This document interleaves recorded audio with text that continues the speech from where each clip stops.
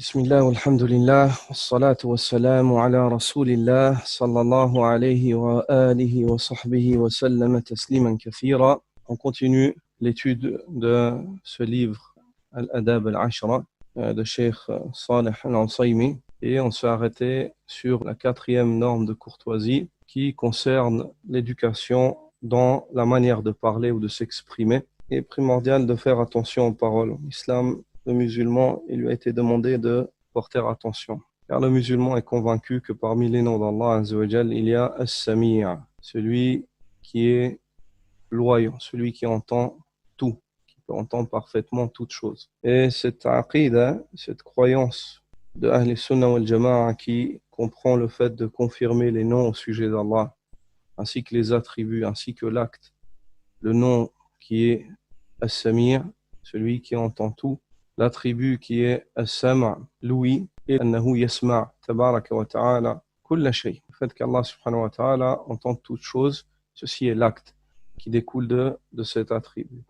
Et cette conviction-là pousse les partisans de la Sunna qu'Allah Azza wa Jalla a honoré par cette révélation et cette voix, les pousse à faire attention à ce qu'ils disent. Lorsqu'ils parlent, ils savent qu'Allah subhanahu wa ta'ala les entend. Donc ils choisissent les meilleures des paroles. Et c'est pour cela que la base, comme le disent les gens de science, c'est le silence. Al-asl laysa al-kalam bal as-sukut, as-samt. La base de l'éducation du musulman, c'est le fait qu'il soit silencieux, qu'à la base il ne parle pas. Il tire cela de la parole du prophète sallallahu alayhi wa sallam: Man kana yu'minu billahi wal yawmil akhir falyaqul khayran aw liyasmut. Celui qui a la foi en Allah et au jour dernier, qu'il dise du bien ou alors qu'il se taise. Et les savants tirent plusieurs points de ce hadith-là. Disent que, premièrement, parmi les signes de la foi en Allah, c'est-à-dire que cet homme-là est convaincu qu'Allah Azza wa Jal, parmi ses noms, il y a As-Sami'a, celui qui entend tout, et que de ce nom-là découle l'attribut de l'ouïe, et de cela découle l'acte, le fait qu'Allah subhanahu wa ta'ala entend toutes choses et rien n'échappe à Allah subhanahu wa ta'ala comme parole. Ceci est le témoignage de la foi qu'un homme a correct en Allah Azza wa Jal en cela, ainsi au fait que l'homme soit convaincu que ses actes lui sont comptés, lui seront présentés, et qu'il y a une journée qui s'appelle Yawmuddin, le jour des comptes, et que ses comptes et ses registres lui seront étalés, la tarfa minhu khafiya, et que rien ne saura lui échapper, même la chose la plus moindre, il la retrouvera en ce jour-là. Donc il a la foi en Allah et au jour dernier. Quel est le signe de cet homme-là? On tire de ce hadith-là, c'est que cet homme-là fait attention à la parole, cette chose dont la plupart des personnes négligent. Ils font attention aux actes, mais ils ne font pas forcément attention à leurs paroles. Et le fait de faire attention à ces paroles, ceci est un critère de celui qui a la foi en Allah, qui confirme au sujet d'Allah ce qu'Allah attend que cette personne la confirme et que cela se traduit chez lui par un comportement et qu'il a la foi au jour dernier, qu'il sera ramené à Allah Azza wa Jal et que rien n'échappe à Allah subhanahu wa ta'ala et qu'on lui fera ses comptes. Donc il tire que l'homme à la base, le bon croyant, il se tait. Et s'il parle, c'est qu'il est sûr de dire du khayr. Ça, c'est l'autre point qu'on tire de ce hadith. C'est que l'homme ne parle que s'il est sûr de dire du bien. فَلْيَقُلْ خَيْرًا, qu'il dise du bien.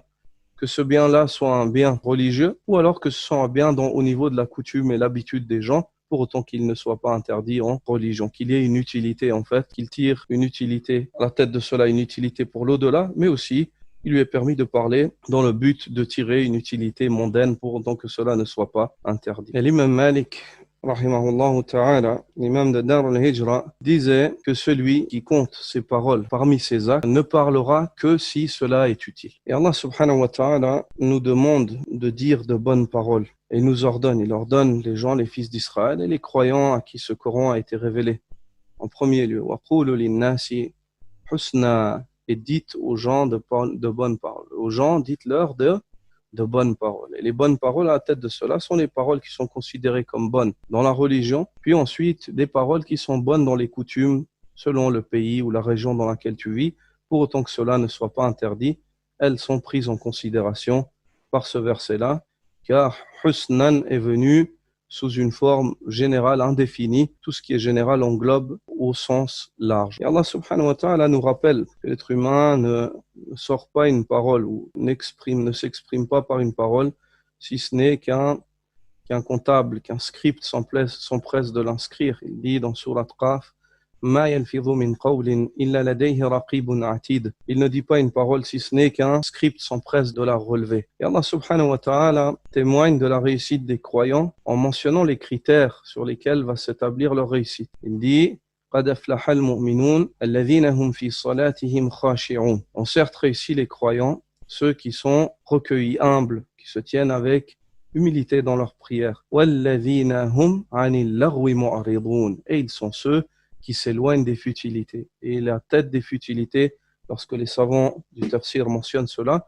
ce sont les futilités dans l'expression. Ce qu'il est intéressant de noter ici, c'est que la réussite, elle est reliée premièrement à la salat, puis deuxièmement au fait de ne pas détruire par ta langue ce que tu bâtis par ton corps. De ne pas détruire par ta langue ce que tu as bâti par ton corps, ton âme et ta langue, qui est la salat. La salat, tu l'as élevée, tu l'as bâtie, et c'est un synonyme de réussite. Mais le deuxième critère, c'est que ces gens-là, après leur salat, ils font attention à ce qu'ils disent. Ils s'éloignent de toute futilité, et à la tête de cela, les futilités dans l'expression, les futilités, les paroles futiles, inutiles, qui ne mènent à rien et qui ne sont d'aucune utilité, ni mondaine et encore moins d'une utilité dans l'au-delà. Et Allah subhanahu wa ta'ala nous exprime la situation de ces croyants dans Surat Al-Furqan aussi, les serviteurs du tout miséricordieux. وَإِذَا مَرُّوا بِاللَّغْوِ مَرُّوا كِرَامًا. Et lorsqu'ils passent auprès de futilité, ils passent noblement, sans se salir, sans prendre part, ni avec leur langue, ni avec leurs yeux, ni avec leur cœur, ni avec leur, encore moins avec leur corps, et ainsi de suite.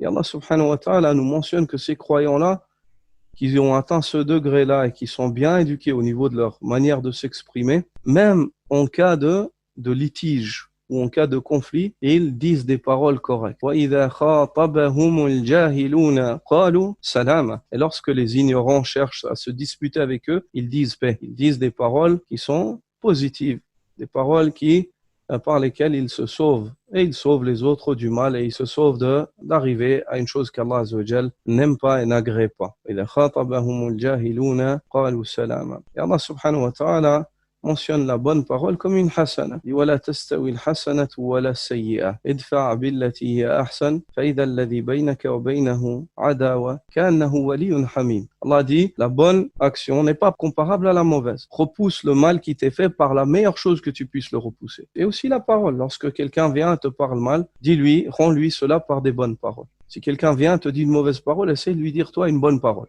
La meilleure parole que tu puisses lui dire. Si tu arrives à avoir la force de foi et la patience. فَإِذَا الَّذِي بَيْنَكَ وَبَيْنَهُ عَدَاوَةٌ كَأَنَّهُ وَلِيٌّ حَمِيمٌ. Tu verras alors que l'animosité qu'il y avait entre toi et lui se changera en l'exemple d'un ami intime. وَمَا يُلَقَّاهَا إِلَّا الَّذِينَ صَبَرُوا. Mais les seuls qui jouiront de cela, qui bénéficient de cela, ce sont ceux qui sont patients. وَمَا يُلَقَّاهَا إِلَّا ذُو حَظٍّ عَظِيمٍ. Et tu trouveras que les seuls qui jouissent de cette faveur sont ceux à qui il a été accordé une énorme part ici-bas ainsi qu'une énorme part dans l'au-delà. Et le prophète sallallahu alayhi wa sallam exhorta son noble compagnon Mu'adh ibn Jabal radiyallahu ta'ala anhu ainsi que sa communauté par la même occasion. Dans un grand hadith dans lequel il lui mentionne les grandes œuvres de l'islam, les fondations de l'islam ainsi que les grandes œuvres de l'islam.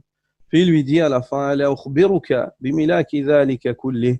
Ne t'informerai-je pas au Mu'adh de la chose qui contient tout cela, ou qui est l'apogée, qui est la tête de tout cela. قال بلى يا رسول الله. Il lui dit bien sûr, ô envoyé d'Allah. Le prophète sallallahu alayhi wa sallam saisit donc sa langue, et saisit sa langue en disant à Mu'adh, kuffa alayka hadha. Retiens donc cela, retiens celle-là, retiens la langue.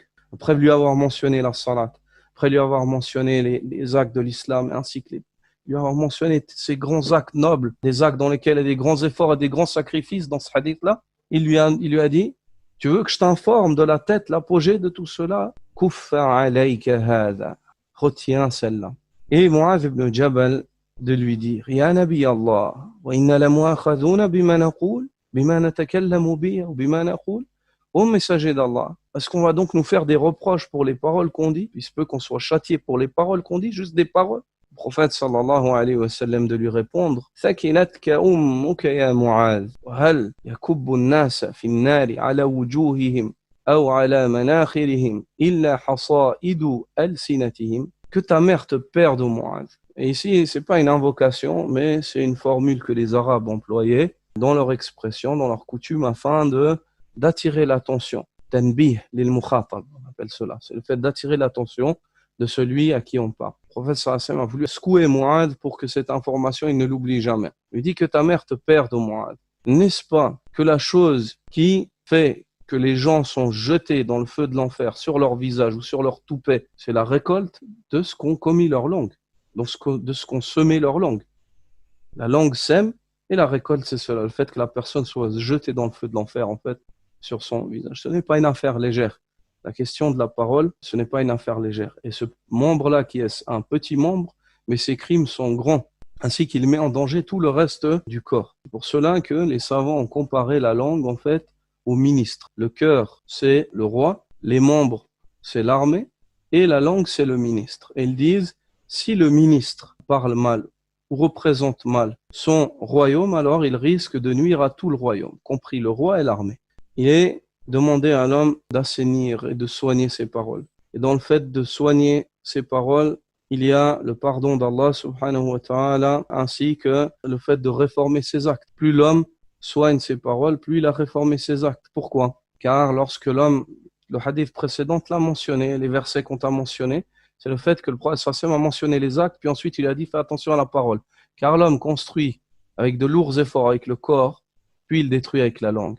Car l'homme bâtit avec de lourds efforts et des lourds sacrifices, puis juste avec une parole ou quelques minutes, il détruit tout ce qu'il vient de bâtir difficilement. Et Allah subhanahu wa ta'ala dit Ya ayyuhalladhina amanu attaqullah wa qulu qawlan sadida yuslih lakum a'malakum wa yaghfir lakum dhunubakum wa man yuti'i Allah wa rasulahu faqad faza fawzan 'azima.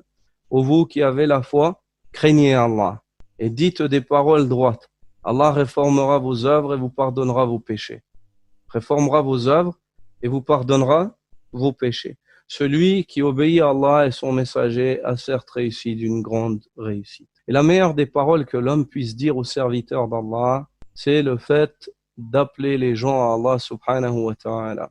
Allah azza wa jal dit وَمَنْ أَحْسَنُ قَوْلًا مِمَّنْ دَعَا إِلَى اللَّهِ وَعَمِلَ صَالِحًا وَقَالَ إِنَّنِي مِنَ الْمُسْلِمِينَ.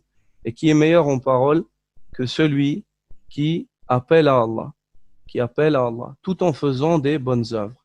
Et ici, il faut attirer l'attention sur le fait que le prêcheur doit être paré de bonnes œuvres. S'il appelle les gens à une chose que lui ne pratique pas, c'est le contraire. Et Allah subhanahu wa ta'ala appelle à qualifier cela de non raisonnable. Ceux qui font cela de non raisonnable. Il dit أَتَأْمُرُونَ النَّاسَ بِالْبِرِّ وَتَنْسَوْنَ أَنفُسَكُمْ وَأَنْتُمْ تَتْلُونَ الْكِتَابَ أَفَلَا تَعْقِلُونَ. Commanderez-vous aux gens de faire le bien tout en oubliant vos propres personnes, en oubliant vous-même de le faire. Alors que vous lisez le livre, ne raisonnez-vous pas, ce n'est pas du tout raisonnable. Donc il est primordial de souligner dans ce verset que le prêcheur qui appelle à Allah subhanahu wa ta'ala doit être paré de bonnes œuvres, doit faire des efforts pour être vertueux lui-même. Espérer le visage d'Allah lorsqu'il est seul avec Allah subhanahu wa ta'ala, avoir une relation avec Allah subhanahu wa ta'ala, être meilleur lorsqu'il n'est pas vu que lorsqu'il est vu. وَمَنْ أَحْسَنُ قَوْلًا مِمَّنْ دَعَا إِلَى اللَّهِ. Qui est donc meilleur en parole que celui qui appelle à Allah et fait suivre cela de bonnes œuvres. وَقَالَ إِنَّنِي مِنَ الْمُسْلِمِينَ. Et il dit, il témoigne, je suis certes de ceux qui se soumettent. Donc il est important que nous prenions en considération l'importance de la parole, Et Ibn Abi Dunya, rahimahullah, mentionne, il dit, كان من حكم آل داود حق على العاقل أن يكون عارفا بزمانه حافظا للسانه ومقبلا على شأنه. Il faisait partie des sagesses des gens sages de l'époque de Daoud, le fait de dire, il est primordial à l'homme intelligent, à l'homme raisonnable, à l'homme sage. Il lui est primordial de connaître la situation, le contexte de l'époque dans laquelle il vit, de prendre en considération le contexte de l'époque dans laquelle il vit, de préserver sa langue et de s'occuper de ses affaires, de s'empresser de s'occuper de ce qui le regarde lui. Ça, c'est les critères d'un homme intelligent, c'est les critères d'un homme intelligent. Et parmi cela, le fait de préserver ta langue, de faire attention à ce que tu dis. Et Omar ibn al-Khattab radiyallahu ta'ala anhu disait Man kathura kalamu, kathura saqatu, wa man kathura saqatu, kathurat dhunubu, wa man kathurat dhunubu, fannaru awla bih. Celui qui parle beaucoup, ses erreurs seront conséquentes. Et celui dont ses erreurs sont conséquentes, ses péchés seront conséquents. Et celui dont ses péchés sont conséquents, le feu a plus de droit sur lui.